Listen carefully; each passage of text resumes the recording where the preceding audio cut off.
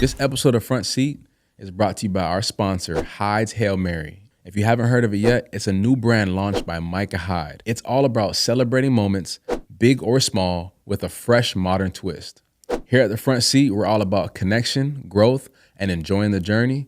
And Hyde's Hail Mary fits the vibe perfectly. Head over on hydeshailmary.com and use the code FRONTSEAT at checkout. Well, welcome to the Front Seat. Nice, Tevaun. So, Great to be here. no, I'm very happy to have you, man. Very happy. Have you driven the Tesla before? Never. This is my first time. Is it really? Yeah. And? I love it. We're not going to hit this car in front of us, so first go at it, right? No, not at all. I hope How could not. you with all this? You know, it's I've been in a back. Wrestler. That's the company that I rented this from. Nice. Good people. Nice. If you're ever in town, you can hit them up. Hit them up. Yeah. My kids go to school at ASU, and they have those like automated, like driverless cars. Oh yeah. Yeah, that's wild. Yeah, no, that's dope. No, I never actually been in one. When we were in Scottsdale the other day, I wanted to get in one, but it's never Yeah, I don't think I would. had a chance to. Yeah, I don't think I would. Yeah. At least not right now. Yeah. So tell everybody full name. Yeah. I don't know how to pronounce your last name, I'll be honest. That's all right. I know We'll get there. Bert. I could say Smith. Yeah, we're good. exactly. And yeah, tell us your name and where you're from. And yeah, Nice. we'll start there. You got it. So Bert Zevzavadjian. Zevzavadjian. Born and raised in New Jersey, and of course you and I had the privilege of meeting you not too long ago. Yes. One of the PAC events. Yeah. 18-year employee of LinkedIn, so sales leader and career coach at LinkedIn, and I founded an organization a couple years ago called Do Work, and really the mission behind Do Work is to help high-performing athletes like you Yeah. make that successful transition from the playing field to the business field, and and help everyone create successful career outcomes. And we use LinkedIn as a tool, really as a springboard to kind of leverage those opportunities for you, kind of help you build your brand, create your brand, strengthen your brand on LinkedIn. We teach athletes how to use LinkedIn to network and network like a pro, so they can build meaningful relationships, with the people that they want to build relationships with, and then ultimately generate leads so that they can monetize. And at the end of the day, we want people like you, good people like you, to, as they're figuring out like what it is that they want to do or how they want to do it. We always say dream big, man. Like dream big. Like pursue your purpose, pursue your passion. Do work. That's the name of the organization. Right. And Do Work part is, hey man, well you'll learn how to network and build the relationships that you want to build and connect with the appropriate people, and so that again, you want to get you paid and get paid what you're worth. So dream big, do work, get paid. Right. Yeah. And let's get back to that. How did that LinkedIn stuff work? How did you get the job with LinkedIn? You said 18 years ago. 18 years ago. How did LinkedIn find you, or how did you find almost LinkedIn? next month, 18 years Let's ago. start with that. All right, so good stuff. So actually, I've always said, I think it's really part of my DNA. I want to be an educator, a coach, a mentor. Probably the way I was raised by my mom and dad. I absolutely believe in doing well by doing good, and paying it forward. So about 19 years ago, I told my wife that I was going to leave corporate America. I had a great corporate experience, for many years. But I wanted to pursue what I thought purpose in life was to be a school teacher. So I was going to kind of drop everything. I was going to go back to school and get my master's and teach. I actually met with the local college and university, enrolled. I got my email address from that school, and everything was good. And then literally weeks before I was going to start my first class, I knew about LinkedIn, and Wayne Gretzky used to say, what makes people successful or makes them great, beyond their potential, is they kind of know where the puck is going, kind of before it gets there. Yeah. So I knew LinkedIn was, kind of fit that model. Like that's where the puck was going, specific to like networking, professional development, career development, kind of creating opportunities for people. Yeah. And the more I got to learn about LinkedIn and their mission, which is essentially connect the world's professionals so that they can become more successful and productive every day. That's something that resonated with me. And then their vision was, create economic opportunity for every member in the workplace. Right. And so that mission and vision absolutely, resonated with me. So I told my wife, and I've always had a background in like startup, entrepreneurial type of companies. I told my wife, hey, listen, I'm gonna kind of put the education, the teaching opportunity on hold for a second. I'm gonna, join this opportunity called LinkedIn. Let's kind of strap in. If it's a rocket ride and goes to the moon, awesome. And if it kind of comes to earth and crashes, it's okay too. I'll go, I'll just go teach. And here I am 18 years later. It's been absolutely amazing because it's given me an opportunity to do things that I want to do, to really help and educate and teach and motivate and coach. So like this is a great example of an opportunity that I would have never had the opportunity to experience ever. Yeah. But, I get to meet amazing people like you, and so many others, and having a collaboration or partnership with the great people of PAC, the pro athlete community. It's given me the opportunity to everything I want to do and feel like I need to do, to help others like achieve success and maximize their potential. And I stutter. Yes, so, let's talk about that. Yeah, so I stutter, so I think that's also part of my DNA. And so I kind of use stuttering. I don't necessarily look at it as a hindrance. I mean, I did for years. Right. But now I really look at it as as an opportunity to help others remove obstacles and challenges, that they may have. Yeah. Real or perceived. And so that's kind of part of the thing. Like I said, hey, listen, we all have fears. Yeah. We have to overcome them. Right. Like this. Right? Being in a scenario like this where I'm chilling with you and being recorded. If this was a couple years ago, I'd probably be kind of shitting my pants, Yeah. But now I'm just like, hey man, you know what? We are who we are. Yeah. And you be you. And if I can kind of lean in and pour into other folks and help them get to where they want to go in a way that kind of works for them. I'm all about helping people, like I said, achieve success and kind of pursue their purpose and passion. Right. So because for myself, like... Can we put the AC on, by the way? Oh, it's hot, right? Yeah, it's hot as balls right now. I'm like sweating. I'll turn and it up. I'm wearing the wrong gear for Nashville. I'm like, holy shit. Here, this is online. Let's see. So for somebody that, lacks the confidence,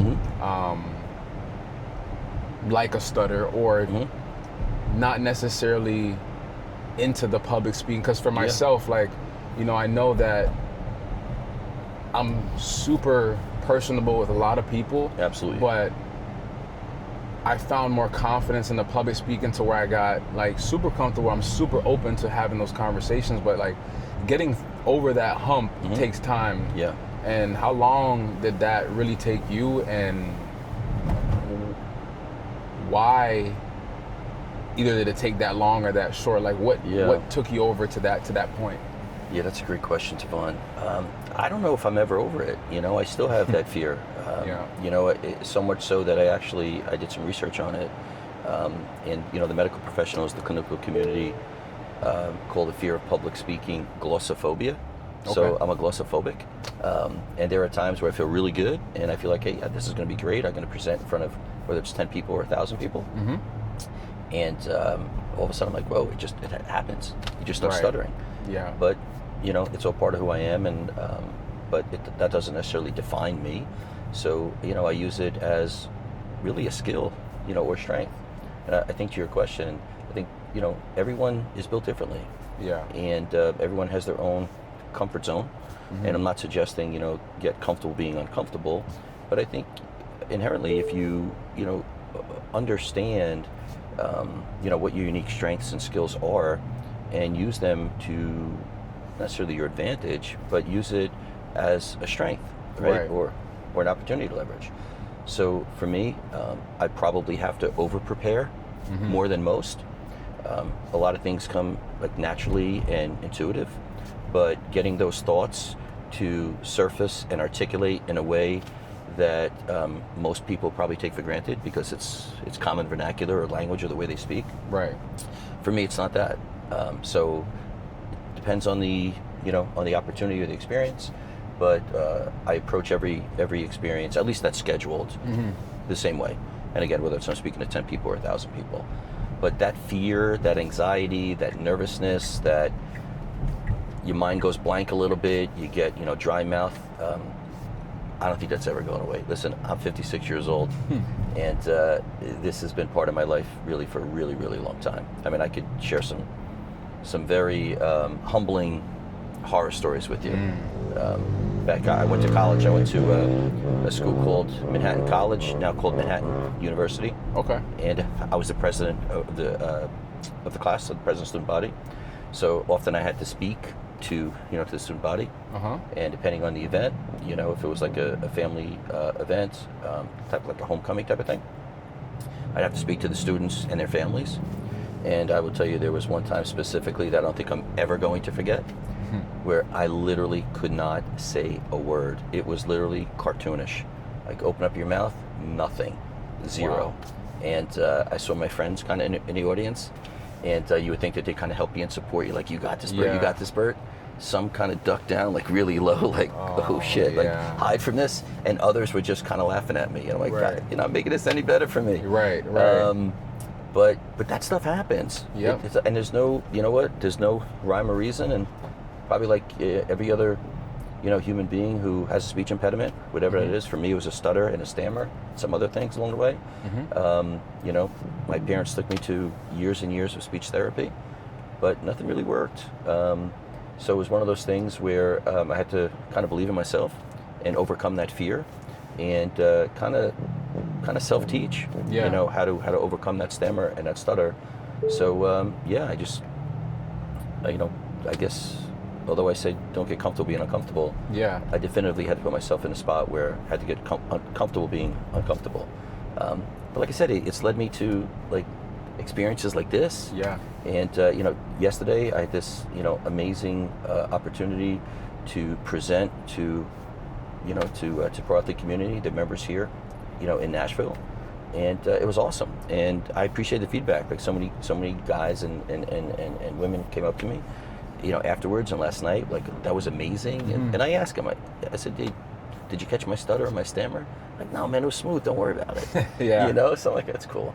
No, that's cool. That's cool. Yeah. So, going back to LinkedIn, like, could you, for one, I want to thank you for helping me.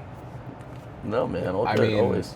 It's crazy what LinkedIn can do for people. Absolutely. Right? The people that you meet, the outreach that you can do or have on that platform. So, could you touch a little bit on how important it is to not only keep networking, but how to utilize LinkedIn, and with LinkedIn, for athletes, in the out there watching this, how often or what should they do to get started? In terms of advertising themselves on the business side, because there's Instagram and then there's LinkedIn. And I know you told me, I back when I had maybe 100 connections, now I'm almost at 1,000. Right. I don't know how many, maybe 6 months. Right. Which I should have more. I'm gonna continue to do what I'm doing. We have to lean into it a little bit exactly. More. So tell us a little bit more about that and how important it is. Yeah. So I would tell every athlete, I'd first back up and I'd say, look, what is LinkedIn? What is it? I think it's really important to understand what it is. And I think to understand what it is, you have to probably have an appreciation for what it's not. And so it might not be as sexy as an Instagram or TikTok. That's okay. I think in many instances, although I don't think LinkedIn is boring, but by comparison, it's not sexy. However, it's where you get paid, right? When we think about LinkedIn and the ecosystem within LinkedIn, there's over 1.2 billion members as of today, professionals who are members of LinkedIn. Still very much growing at a rate of about 4 new members per second. And all these individuals, all these professionals, right, whether they're potential collaborators, business partners, investors, customers, clients, employers, right, they're all people that are using LinkedIn really for the same reason. They want to connect, they want to network, they want to create their own opportunities, etc. I think one of the great things about LinkedIn is that people want to lean into it as well. And earlier I suggested the way I was raised by my parents, do well by doing good. I think people understand, they want to use LinkedIn to get something from it, but I also think so many people are willing, to give as well.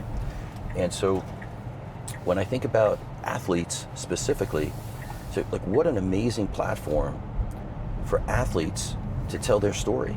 Right. And athletes like you and so many others have these amazing stories to tell, right? Like stories that like most people don't. Mm-hmm. And the reality is these professionals in LinkedIn, these 1.2 billion professionals, they want to hear your story. They Right. absolutely want to hear your story. And so my goal, my job, the way I look at it is I want to help athletes like you tell your story on LinkedIn and do it in such an intentional, like meaningful way and have that type of impact that you're looking to create using this platform like LinkedIn. Right. And so I always tell athletes, look, man, like dream big, pursue your purpose, pursue your passion, something that we just kind of talked about. I'll show you how to network like a pro and build these relationships with the 1.2 billion professionals, because ultimately that's what we want to do depending on what your desired outcome is, and it could be anything. And to me, that's one of the other beautiful things about LinkedIn. It's completely agnostic. Right. And I tell athletes like you in the most affectionate, like loving way possible, it doesn't matter to me like what it is that you want to do. Right. Right? Like you can pursue whatever avenue you want to pursue, do it. And I'll absolutely show you and teach you and help you how to leverage the platform to create the outcome that you're looking for. And again, it could be anything. You're an entrepreneur, right? If you want to use it to build partnerships and collaborate or network, so that you can use it as a prospecting tool, right? To generate leads and create customers and clients so you can get paid. Great. There are individuals that, hey, you know what? I want to make a transition into the corporate world. Yeah. And I hear all the time guys who want to, hey, I want to get into sales, medical sales, technology sales. How do I do that? Well, the other part of it is, like, guys like you, Tevaun, athletes like you have such a unique skill set and such a unique set of strengths that 99.9% of the world don't have. Right. And 99% of the world want tough shit. They can't get it, right? Yeah. Because they're not you and they're not athletes. That's the way it goes, right? So you asked me, so how do you start on LinkedIn? I think the first thing that we do is we just have like a really open, honest conversation about like what are unique skills and what are your strengths. And we do some exercise to figure out, how do we like uncover those. Yeah. And then we take those strengths and skills and we start to figure out, okay, I have a pretty good idea now as to what my brand, let's call it your brand, what your LinkedIn brand might sound like, right? And then there's the visual part of it, right? And then I'll help athletes kind of create their profile. And so the idea is we want to create this like MVP style, like elite level profile that matches your level of eliteness. And the reality is, like, your elite levels, your elite athletes on a field, but you're also elite performers and elite professionals. And we want to help you create that transition so you become an elite performer in whatever thing that it is that you want to do. Right. And so one of the things that we start with is we create this top 1% profile, right? And we want to make sure that we create this profile for you so that LinkedIn's technology starts to do a lot of the heavy lifting for you, right? Because you're busy, you have a lot of stuff going on. So, you just mentioned, hey, we had less than 100 connections, a couple months ago, but now you have over 1,000. Well, I mean, that's great, but how meaningful are those connections, right? So it's quality, often it's quality, obviously not quantity, but you may not necessarily have the opportunity to kind of lean in every day or as frequently as you want in LinkedIn. Right. So the idea is, well, how do we allow LinkedIn's technology to do a lot of that heavy lifting for you so that, these opportunities can be created? And the reality is, somebody like yourself who leverages LinkedIn tool in the way that, I teach is you literally, the degree of likelihood for another member of LinkedIn to reach out to you, proactively reach out to you directly with a career opportunity or business opportunity, it's literally 50 to 100 times greater. Wow. Right? So the average Joe, the average person, the average Joe or the average Mary who, is not transitioning from the NFL or Major League Baseball or the NHL or what have you. Right. They're still going to do the work on LinkedIn and they're still going to create really amazing outcomes for themselves. But as an athlete, right, if we do this right, and we always do it right, we're going to create these opportunities where it's really 50 to 100 times more likely for these professionals to connect with you and say, hey, Tevaun, I know you recently got into life insurance. Right. I want to connect with you, have a conversation about that. My company is looking for a new, whatever, a new contact, a new professional, a new rep, right? And your trucking business, right? Hey, Tevaun, I own, this type of company. I have this type of product. I'm looking to move this product, et cetera, et cetera. I'd love to connect with you.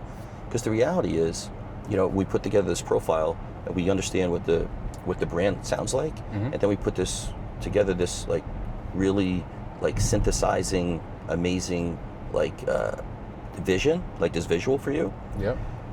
Instantly, what members of LinkedIn's network says, well, shit, if Tevaun is going to be that relentless and that intense on the field, well, I know he's going to be that relentless and that intentional off the field. Right. And he's someone that I absolutely want to connect with. Yep. And potentially do business with.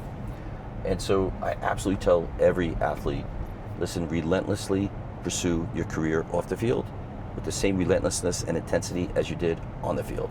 Like, I think that's first and foremost. Does that make sense? Yeah, absolutely. Yeah, 100%. If you've been rocking with me all season, you know I'm all about preparing for what's next.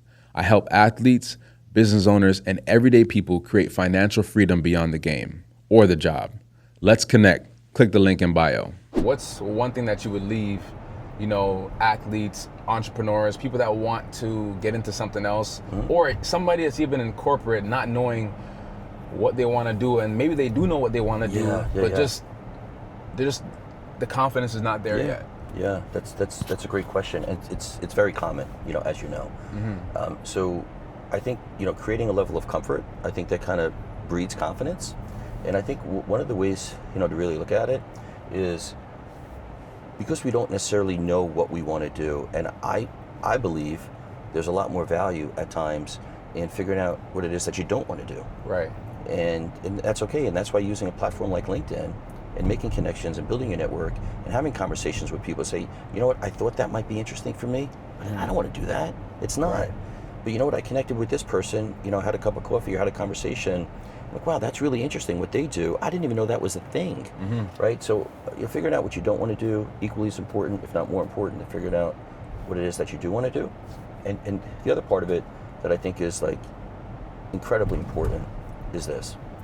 Often I find people like so worried about like what their next play is, like what job am I going to get? What's that job going to look like? And how do I get that job? I think first, kind of like doing like a life reframe and say, okay, wait a minute, like, what do I want my life to look like? Right. And like, how do I want to live my life? And I think like answering that question first, you could absolutely easily and transparently say, okay, I know what I want my life to look like. I know how I want to live my life. I understand what my unique skills and strengths are and my purpose and my passion. Now I know what type of job is going to fit into the life and the lifestyle that I want for myself. Right.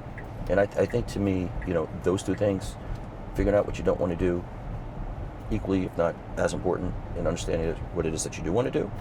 But I think even more important than that, how do you want to live your life? Or what do you want your life to look like? And then fit in a job in that. Right.